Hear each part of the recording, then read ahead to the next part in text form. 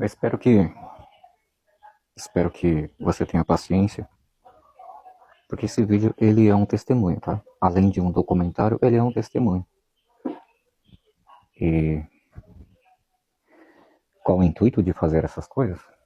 Bom, pessoal, o intuito de eu estar gravando este depoimento é a minha preocupação em relação às fontes, né? E eu quis fazer isso de forma categórica, ou seja, passar experiências para tentar analisar fontes, ok? E é lógico que aqui parte das minhas experiências e da experiência das pessoas que permeavam a minha realidade ao meu redor. Assim como mãe, tio, avós, amigos, etc, etc e tal. Continuando lá o primeiro vídeo, tá? Eu me lembro desde muito jovem, desde muito novo, coisas que acho que eu não deveria me lembrar. Segundo a psicologia, fala que o setor das memórias ele parte a ser criado ou a ser desenvolvido. Eu sou meio leigo nesse assunto. A partir dos 5 anos de idade. Então, o nosso conceito de moralidade ele começa a surgir, né? De crenças, né? Começa a surgir partindo dos 5 anos. Só que eu me lembro de coisas que quando eu tinha 3, 2 anos de idade. Segundo meu irmão, segundo relatos e depoimentos da minha família, eu falo, não é possível que você se lembre disso. Por exemplo, eu sou residente aqui de Mirassol, porém eu nasci em Guarulhos. E eu me lembro que desde muito antes, sim, sem falsas memórias, eu me lembro de eventos. Tipo, uma vez eu e meu irmão, quando a gente morava em Guarulhos, nós tínhamos um gatinho rajadinho. E esse gatinho parece que ele tava meio tonto, ou não sei porquê, ele ficou tonto. E aí o meu irmão, né, ele teve a brilhante ideia de dar uma cibalena pro gato. E eu, muito novo, acho que eu devia ter aí de 2 a 3 anos de idade, segundo ele relata essa idade, entendeu? Ele falou, vamos dar uma cibalena pro gato. Eu falei, bora, bora, eu, né? Opa, segurei o gato e ajudei ele, socou. O comprimido, gente, era mais ou menos isso aqui, ó. Dava quase 2 dedos, meu, assim. Quase o dedão do meu pé aqui, desculpa, tá? E a gente deu, soltamos o gato, e ele se enfiou atrás da geladeira e veio a óbito. Não sei se por causa da cibalena, ou se pelo choque da geladeira. Mas o que manda aqui é o evento. Eu tinha aproximadamente aí uns 2 anos e meio, quase 3 anos de idade. Se vacilar até menos que isso. Tem um tipo de trauma, pessoal, que eu não consigo trazê-lo à tona. Eu tenho um trauma ou alguma informação acerca de banheira. Sabe essas banheiras de criança? Ah, por que você está falando essas coisas? É porque vai se encaixar no depoimento, tá? Então eu tenho que voltar lá atrás para trazer para vocês as experiências que eu tive. E aí eu me lembro que essas banheirinhas de dar banho em criança, que é uns patinhos, uns bonequinhos na lateral, toda vez que eu passo por uma dessa, me bate assim algo que vem lá de dentro assim. Eu não sei se é um trauma, eu não sei se é um medo, eu não sei se alguma coisa aconteceu. Mas eu fico olhando para aquilo e aquilo é muito familiar, como se fosse um déjà vu. Eu olho para a banheira e sinto algo diferente, algo estranho, uma sensação, sabe aquela sensação espiritual? Acho que essa seria a forma mais clara que eu poderia explicar aqui, espiritual. E aí eu procurei o meu irmão há poucos tempos atrás, né? Falei, já, você que manja mais da nossa, é o irmão mais velho, você que entende mais sobre a nossa infância. Aconteceu alguma coisa comigo quando eu era novinho? Porque eu sei que o nosso pai largou a gente quando meu irmão tinha 2 ou 3 anos de idade. E eu fui criado pela minha mãe mais o meu irmão, minha mãe é mãe solo. E passou um processo aí que quando eu era de colo, os meus tios levaram eu para que eles tomassem conta para minha mãe poder trabalhar. E nisso o meu pai foi até a casa do meu tio e me pegou e levou para a casa dele. Então nesse meio período entre o nascimento e aos 3 anos de idade, houve aí um conflito, né, familiar, que eu não sei descrever ao certo, foi o que ele me falou.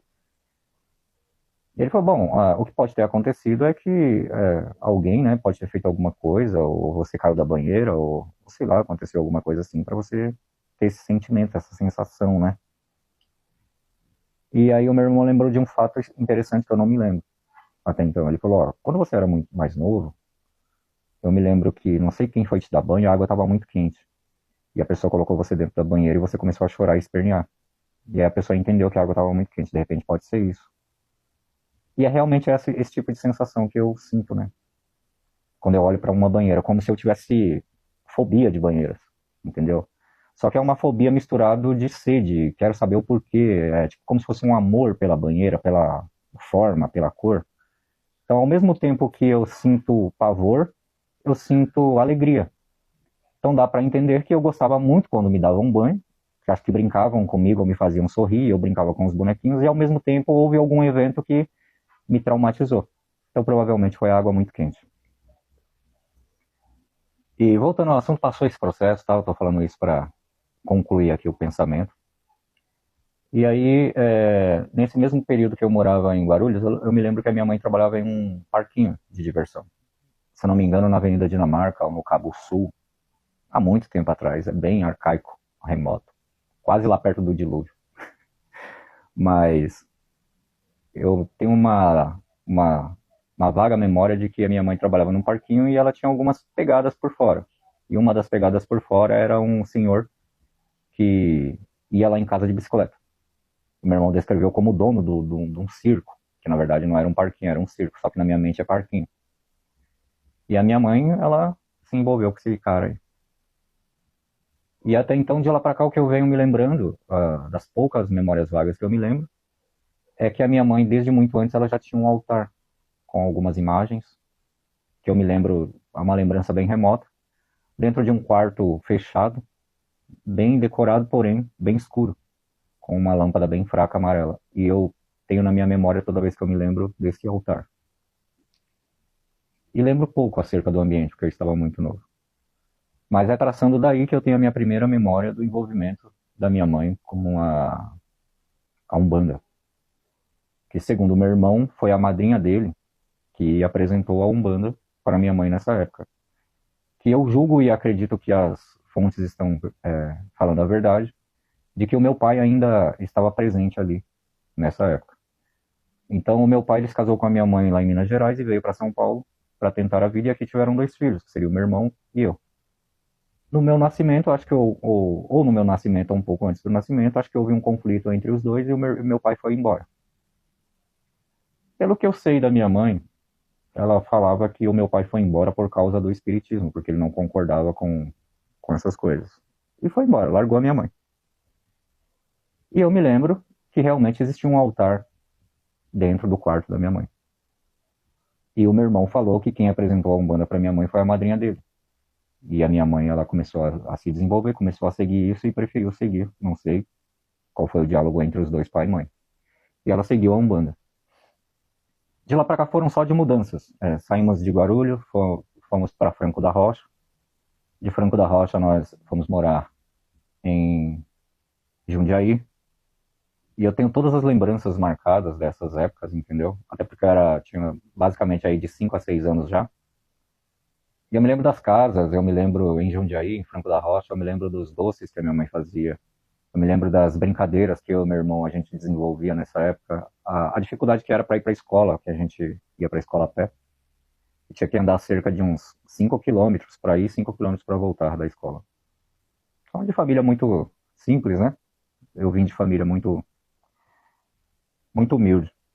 Apesar dos meus parentes serem um pouco mais bem-sucedidos. Meu avô foi dono de terras em Minas e veio para São Paulo, comprou alguns terrenos e ali concluiu, né, uma estrutura familiar. Só que, como minha avó teve 13 filhos, entre eles 3 mulheres, mais um adotado, se eu não me engano, a minha mãe também não tinha uma condição financeira muito boa. A gente morava na comunidade, só que isso é outro assunto. Está bem à frente do que eu estou falando. E eu me lembro que essa passagem por essas mudanças de Franco da Rocha veio um marco inicial que foi a parte que começou a marcar a minha vida, que foi a mudança, não sei se de Franco da Rocha ou se de Jundiaí, para São Paulo. Que foi para São Paulo, não, para o centro aqui da Zona Sul. Mais baseado no extremo sul de São Paulo. Pra galera do Jardim Ângela aí, ó, salve! Foi só 28 anos criados aí. E aí, nós mudamos para a região do Jardim Nakamura. Foi numa época que eu vou trazer uma foto aí, para quem mora nessa região do Jardim Nakamura vai se lembrar. Para a geração Z não vai se lembrar não, mas para as pessoas um pouco mais velhas, né, vão se lembrar dessa época aí. Acho que tá aparecendo aí no vídeo aí. Então eu vim morar nessa época no Jardim Nakamura, que tinha uma fama bem obscura. Tinha um tal dos pés de pato, pessoal falava muito nos Bronx, falava muito acerca de um tal de cadete não sei quem, um policial aí que botou pânico na zona sul de São Paulo, que já faleceu há pouco tempo atrás, foi solto da cadeia e veio a óbito, né? E tinha essas famas aí, o Alto da Riviera e o Jardim Nakamura.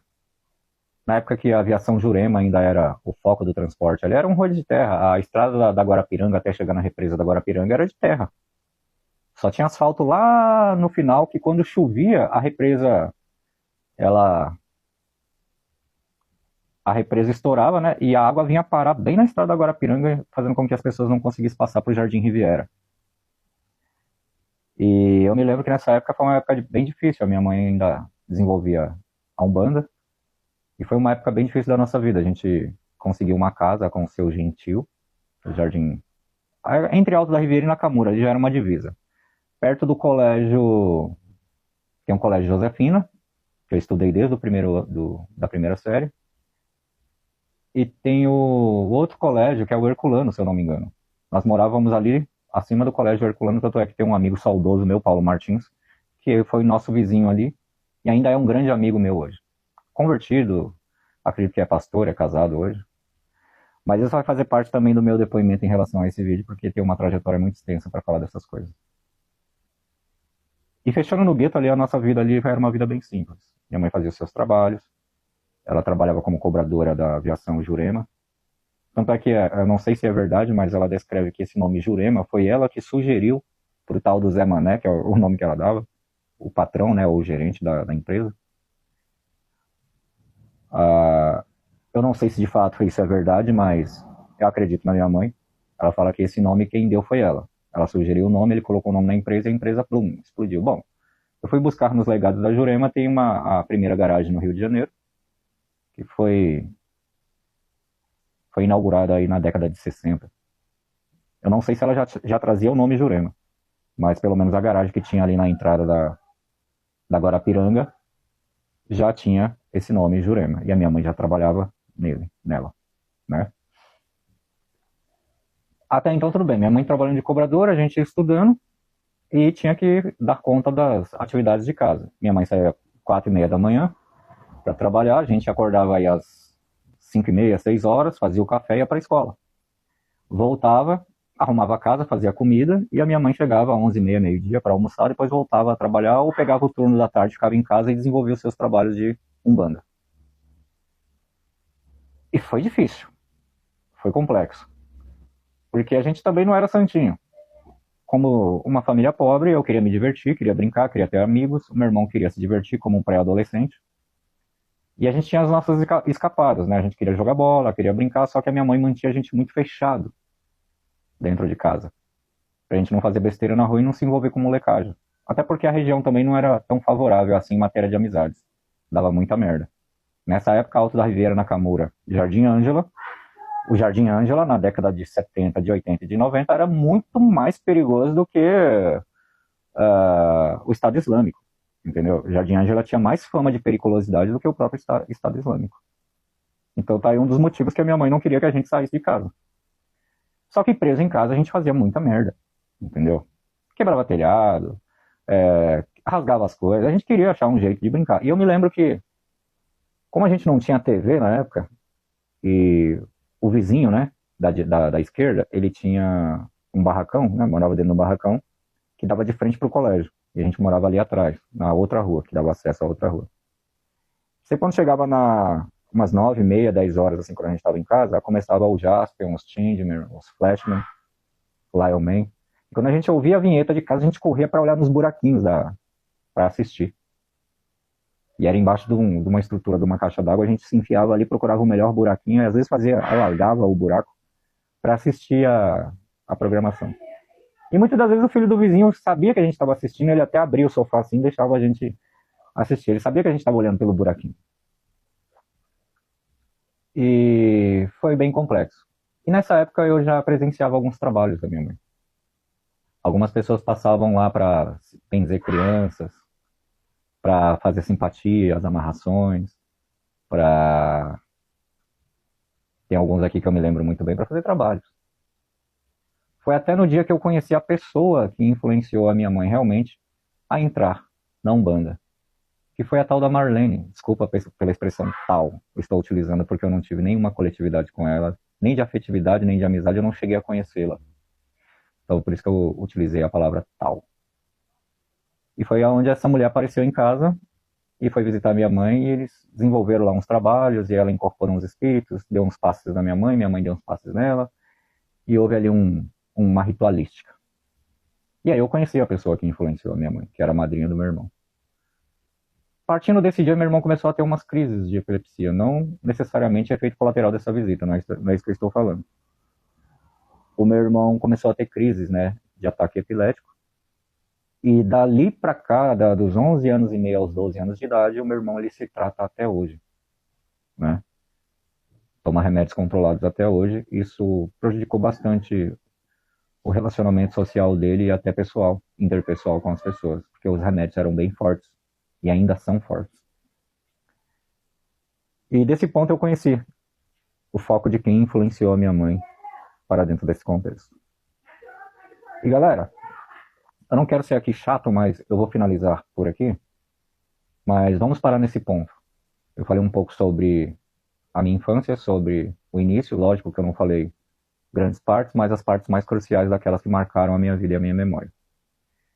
E o que fica aqui nesse finalzinho é que eu conheci a mulher, e no próximo vídeo eu vou falar um pouco sobre essa influência, e vou falar um pouco como que foi o dia a dia, né, e as nossas mudanças, porque nós mudamos de lá, e fomos morar um pouco mais para baixo, perto da escola Professora Josefina Maria Barbosa. Na época não tinha as duas partes, só tinha uma parte, a parte da quadra e o refeitório ali. E foi uma infância muito boa, foi onde eu conheci a Dona Maria, a mulher da merenda, e a Juraci, a mãe do Alan, né, e do neném. A Juraci que depois ela se tornou também merendeira da escola. E as professoras que ficam no coração, professora Neuranice, professora Isabel, professora... Maria do Carmo, que tinha um Fusca, professora Maria do Carmo, a própria Juraci, né, que depois se tornou merendeira, que foi morar ali na casa que fazia parte da escola como cuidadora, e ela se tornou merendeira e os filhos dela como ajudantes ali do colégio. O Alan hoje ele é produtor, parece que ele é produtor de música, né, de estúdio. O neném eu não sei, acho que ele é cantor, ou trabalha com artes, não tenho mais acesso a eles. Mas me lembro da Juraci. E a época que eu ia para a escola e quando acabava a aula, até mesmo antes de estudar, eu já ia mais cedo para ajudar ela a varrer o pátio, ajudar ela a limpar as classes. E ela me dava potes de merenda assim, ó, para me levar para casa. Bolacha, sacos de bolacha e tal. E às vezes quando acabava a aula eu já ficava lá para ajudar ela também. Aí eu varria o pátio, ajudava ela e era bacana. Coisas que não saem da minha memória. E aí é partindo daí que eu vou continuar o próximo capítulo. E espero que vocês estejam gostando e eu não quero aqui tomar o seu tempo, tá? Mas se você não tem tempo para ouvir essas coisas, você está no vídeo errado. Porque aqui são experiências de vida e o foco aqui é falar acerca da Umbanda e os efeitos, o que ela causou na vida das pessoas que viveram comigo, vivem comigo, na minha vida, e quais foram os danos e quais foram as vantagens, ok? Fiquem com Deus, até o próximo vídeo.